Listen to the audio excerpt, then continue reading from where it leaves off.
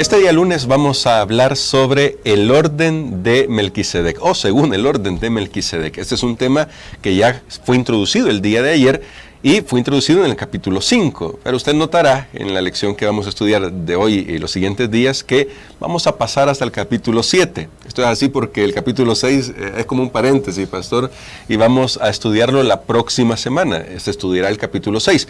Por el momento nos interesa conocer qué está queriendo decir el apóstol con esto de el orden de Melquisedec y por qué es importante para su argumento de que Jesús puede ser sacerdote, y no solo sacerdote, quiero decir el sumo sacerdote. Así que vamos a orar y vamos a pedir la dirección de Dios para el estudio de hoy.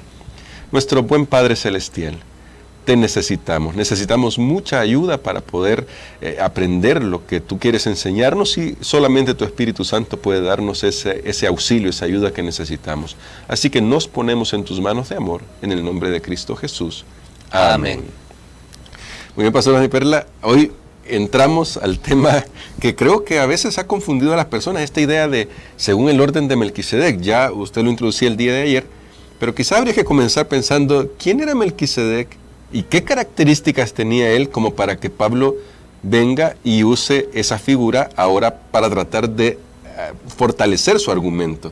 Muy bien, quiero decirles que en este sentido se ha hablado y más bien se ha especulado mucho sobre quién era Melquisedec. Las referencias sobre Melquisedec las tenemos en Génesis, el capítulo número 14, los versículos 18 al 20. La otra mención está en el Salmo 110, que yo mencioné que es el salmo más mesiánico de todos, es el más mencionado en el Nuevo Testamento, o sea que habla de las características de Jesús. Y luego aquí en Hebreos, o sea que en la Biblia no hay mucho acerca de él. Nosotros, yo creo que no tenemos que especular. Por ejemplo, estaba leyendo que Josefo, un historiador, él decía que Melquisedec había ayudado cuando se inauguró el templo allá en el pueblo de Israel, y que él estuvo ahí para bendecir esa inauguración, pero todo eso son puras especulaciones. Otros han dicho leyendas, que tal vez era Miguel, el arcángel Miguel, y hay tantas otras, pero no es eso realmente lo que enseña la palabra de Dios. Lo que sí la Biblia habla son acerca de algunas características de el sacerdocio de Melquisedec que nosotros podemos tomar en cuenta, y yo creo que podemos ir al libro de Hebreos capítulo número 7 y luego vamos a hablar un poco más acerca de Melquisedec. Hebreos capítulo número 7 y los versículos 1 hasta el 3. Hebreos capítulo 7, versos del 1 al 3. Hasta el 3, que ahí se hace un resumen de lo que tenemos en el libro de Génesis y ahora las características especiales de él. Bueno, dice acá: este Melquisedec, rey de Salem, sacerdote del Dios Altísimo, salió a recibir a Abraham, que volvía de la derrota de los reyes, y lo bendijo. A él asimismo dio Abraham los diezmos de todo. Melquisedec significa primeramente rey de justicia y también rey de Salem, esto es, rey de paz.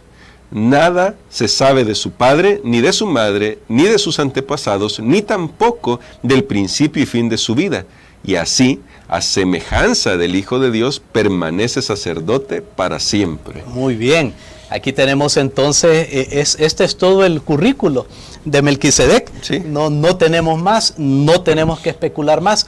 Solo que vemos que hay algunas características. Por ejemplo, hablando para los judíos, la genealogía era muy importante. Importantísimo. Recordemos nosotros que, cuando Jesús nació, ahí está toda su genealogía, de dónde venía. En el libro Crónicas es un libro que habla bastante de eso. Tenemos en la Biblia, siempre que se menciona un personaje importante es hijo de, su antepasado fue o tuvo estos hijos, pero en el caso de Melquisedec no.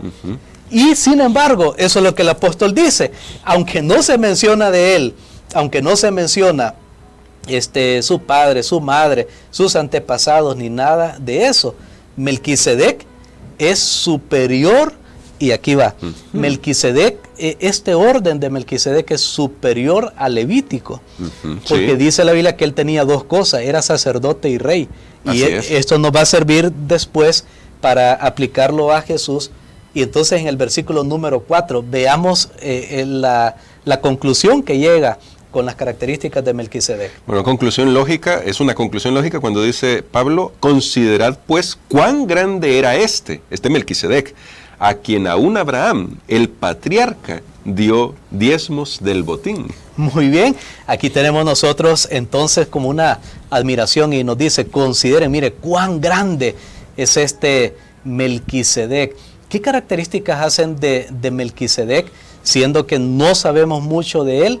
¿Qué características hacen de Melquisedec algo especial y por qué llega a ser una figura que en los estudios teológicos se le llama un tipo de Cristo? ¿Por qué? Bueno, veamos en primer lugar, Melquisedec dice que era un sacerdote del Dios Altísimo. O sea que aunque no era del linaje de Abraham, allá en donde él vivía, Dios se le había revelado. Dios lo había llamado. Dios lo había llamado. Muy bien. Ok. Melquisedec también era rey. Ya vamos a ver acerca de esto en lecciones posteriores, cómo Jesús cumple con esto, porque él es rey. Melquisedec dice, bendijo a Abraham. Y dice el apóstol, el que bendice es mayor al que es bendecido. Así es. En ese sentido, si Melquisedec bendijo a Abraham, es porque él tenía una superioridad.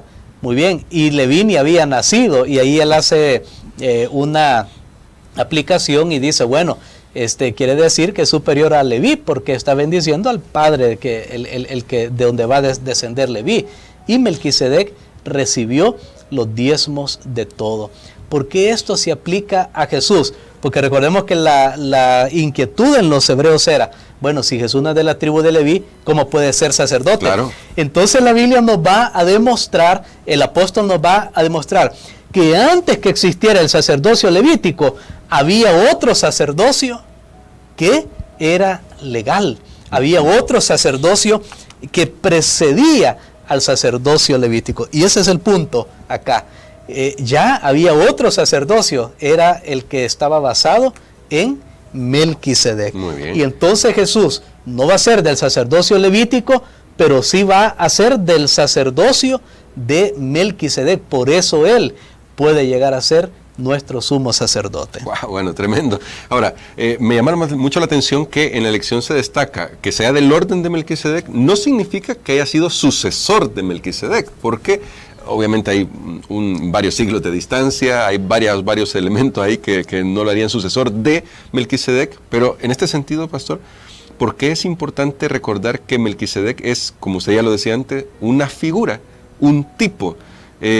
Considerando esto, con lo que usted ya decía al principio, que hay gente que ha especulado mucho con esto y lo que Pablo quiere hacer, creo yo, es solamente mostrarnos que es un símbolo apropiado de lo que el Señor Jesús es y hace por nosotros. Amén. El hecho de que Dios dejó a Melquisedec así en el misterio, vamos a usar esa palabra como la usamos nosotros, no en el sentido bíblico, es otra cosa. Claro. Pero el hecho de que Dios dejó a Melquisedec en el misterio, que no sabemos mucho de él, es porque Dios sabía, claro, Él lo sabe todo, que más adelante eso iba a servir para que Jesús asumiera un sacerdocio, aunque no era de la tribu de Leví, sino que era de la tribu de Judá. Pero que en Melquisedec se combinaban dos cosas, era sacerdote y rey. Claro. Cosa que estaba separada esa función en el Antiguo Testamento. El rey era una cosa, el sumo sacerdote era otra, pero en Melquisedec se fusionan los dos. Entonces Jesús es sumo sacerdote y también es rey. Ahora, en Melquisedec Dios dejó todo esto para mostrarnos realmente que Jesús tiene todas las condiciones para ser nuestro gran sumo sacerdote en el cielo, y usa esas circunstancias que se dan en Melquisedec para que fueran un símbolo de cómo Jesús llegó a ser nuestro gran sumo sacerdote. Y esto es realmente grande, porque tal vez una de las preguntas que nosotros nos hacíamos era, bueno, ¿cómo Melquisedec era sacerdote de Dios y todavía no había una nación judía? Claro. O sea, ¿de dónde fue que él escuchó? Recordemos lo que dice Hebreos 1, Dios habló de muchas maneras, habló todo el tiempo, Dios está hablando, Él está hablando aún a esas tribus allá escondidas en la selva. Él ha estado hablando a través de lo largo de la historia de la humanidad. Él siempre se ha estado manifestando y Dios siempre ha estado hablando. Aunque tú no vas a una iglesia, yo sé que Dios también te está hablando. Y Dios te está hablando ahora a través de esta radio, a través de este mensaje, a través de este audio, como tú lo estés escuchando. Dios siempre habla, Dios siempre está trabajando en los corazones humanos. Trabajó allá en aquel tiempo con Melquisedec y llegó a ser alguien que fue muy notable, alguien pues era sacerdote y rey, no era cualquier cosa, pero llegó a ser alguien temeroso de Dios, que hasta Abraham le entregó los diezmos a él. Ahí vemos que el diezmo no es algo solo, como alguien piensa, un invento para los israelitas. No, es algo que Dios instituyó desde mucho antes, y todos esos aspectos nosotros tenemos que tomarlos en cuenta. Y bueno, considerando esto que ha dicho, pastor, me gustó mucho la cita que aparece acá en nuestra lección de Mensajes Selectos, tomo 1, la página 491, quizás como para zanjar esas discusiones y especulaciones que hay al respecto de Melquisedec. Dice Elena de White: fue Cristo quien habló mediante Melquisedec, el sacerdote del Dios Altísimo. Melquisedec no era Cristo, sino la voz de Dios en el mundo, como usted estaba explicando, como Dios habla siempre, pastor, el representante del Padre. Y Cristo habló a través de todas las generaciones del pasado.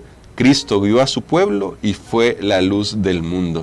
Y pastor, respecto a esta última, para esta última cita, y para quizás terminar de asentar las ideas que hemos aprendido hoy, ¿cómo podemos nosotros mantener en nuestro corazón la humildad de saber que Dios está hablando constantemente, que nos ha dado un rol, como vimos ayer, como sacerdotes también, pero que si no cumplimos ese rol, de todas maneras Dios va a seguir hablando para llevar salvación? Definitivamente creo que eso nos debe humillar, como usted lo mencionaba, cómo Dios está interesado en salvar al ser humano, y Él va a usar todo medio disponible para hablar a la conciencia de las personas, a la conciencia de los hombres y de las mujeres. Hay lugares que tristemente todavía no hay acceso para el evangelio, pero Dios está hablando y a veces suceden milagros. Dios se revela a muchas personas a través de un sueño y le dice: mira, busca una iglesia donde se guarda el sábado, y hay personas entonces van y buscan. Ahora, en estos países no sucede mucho eso. ¿Por qué? Porque estamos nosotros. Porque hay conocimiento. Hay conocimiento, hay iglesias aquí, hermano, tienes que ir tú, tengo que ir yo, tenemos que ir para proclamar el mensaje, pero de otra manera Dios siempre va a estar hablando. La Biblia dice: si ustedes callan, las piedras hablarán.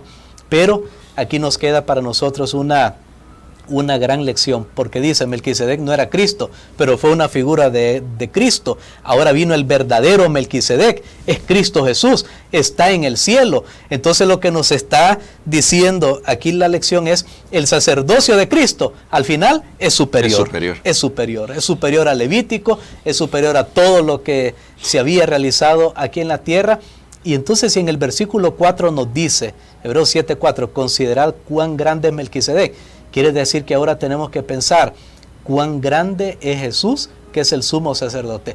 Si allá, y aquí hay una lección tal vez para concluir, si allá Abraham a Melquisedec, que era humano, que iba a ser una figura de Cristo, Abraham vino y le dio los diezmos, ahora imaginémonos que nuestro sumo sacerdote está en el cielo. Amén. ¿Qué tengo que darle yo? A veces algunos tienen dudas y dicen: no, el diezmo tal vez era para los judíos, el diezmo ya no es ahora. No, es que el diezmo yo se lo doy al pastor. No, tú no se lo das al pastor. El diezmo tú se lo das al verdadero Melquisedec, que es Cristo Jesús. Amén. Tú tienes que traerlo. Hermanos, cuán grande es. Si Melquisedec fue la sombra, ahora Melquisedec bendijo a Abraham. Y llama la atención que en Hebreos 7:25 dice: Jesús está en el cielo para interceder siempre por nosotros. Él nos está bendiciendo. Por eso vale la pena venir a nuestro Salvador, a nuestro sumo sacerdote, que es Cristo Jesús. Y ahí estaríamos haciendo la labor del sacerdote de entregar algo, entregar, aparte de que entregamos nuestro corazón, entregamos todo lo que nosotros tenemos, porque le pertenece a Dios finalmente. Y creo que podemos orar por eso, pastor, para que el Señor nos ayude a reconocer cuán grande es nuestro Señor Jesucristo. Amén. Padre, te damos gracias, Señor, por estas lecciones tú has dejado a lo largo de la historia has dejado enseñanzas, tú has estado obrando. Amén. Y personas notables llegaron a ser un símbolo de la gran realidad que era tu Hijo Jesucristo viniendo a esta tierra como Dios haciéndose hombre. Gracias, Señor, por Jesús, que es nuestro gran sumo sacerdote en los cielos. Amén. No de un orden terrenal, sino de un orden celestial. Permítenos llevarle a Él, Señor, nuestros dones, nuestros talentos, nuestra vida. Gracias porque no tenemos que dar ni siquiera nuestra vida para salvarnos, sino que Él entregó la suya. Ayúdanos a recibir la bendición de la salvación. Lo pedimos en Jesús. Amén. Amén.